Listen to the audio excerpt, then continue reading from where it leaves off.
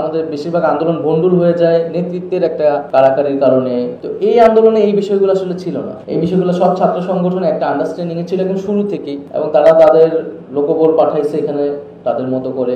রাজনৈতিক দলগুলোর সাথে এক ধরনের সমঝোতা ছিল, অলিখিত সমঝোতা, আমরা কখনো বসি নাই, পরিকল্পনা করি নাই। যেমন বিএনপি তারা শুরু থেকেই এই আন্দোলনটাকে বলছে এটা সাধারণ শিক্ষার্থীদের আন্দোলন, আমাদের নৈতিক সমর্থন আছে। তারা কখনোই বলে না এটা আমাদের আন্দোলন, এবং এটা তাদের আন্দোলন ছিলও না। প্রথমত আমি নাহিদকে একটা পরামর্শ দেই, যেহেতু তারা একটা রাজনৈতিক দল করেছে এবং তিনি দলটির প্রধান, উপদেষ্টাদের মধ্যে বা ছাত্রদের মধ্যে এই আন্দোলনে যিনি ধৈর্য এবং কি নানান ধরনের চড়াই উতরাই পেরিয়ে আজকে জাতীয় নাগরিক পার্টির মতন দলটির প্রধান হয়েছেন, প্রথমত একটা বড় ভাই হিসাবে আমার মনে হয় যে এটা আমার একটা পরামর্শ দেওয়া উচিত যে আপনারা কথা বলার সময় একটু হিসেব নিকেশ করে বলবেন। কারণ আপনি একজন রাজনীতিবিদ, এখন আপনার যে কোনো একটা কথা যদি একটু ভুলভাল হয়ে যায় সেটা নিয়ে মার্কেটে কাউন্টার হবে, আলোচনা হবে, সমালোচনা হবে। কারণ বাংলাদেশের রাজনৈতিক দলগুলো একে অন্যকে কখনো ছাড় দেওয়ার মেন্টালিটিতে হাঁটে না। আর যেহেতু বিএনপি একটা বড় মাপের রাজনৈতিক দল, এই মুহূর্তে যদি নির্বাচন হয় এটা জরিপ লাগে না, যে কোনো মানুষই বোঝে যে ক্ষমতার কাছাকাছি বিএনপি যাবে।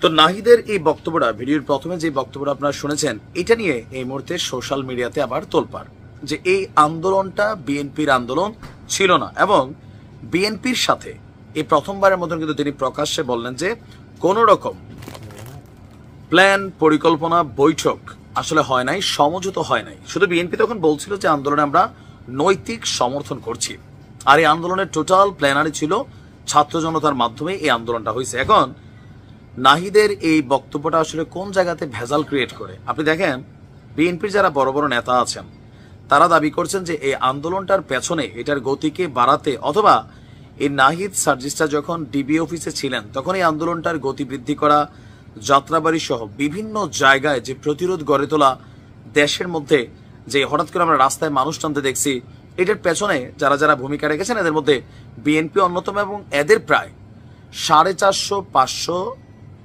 ছাত্র অথবা জনতার মধ্যে মারা গেছে যারা বিএনপির রাজনৈতিক পরিবারের সাথে কানেক্টেড।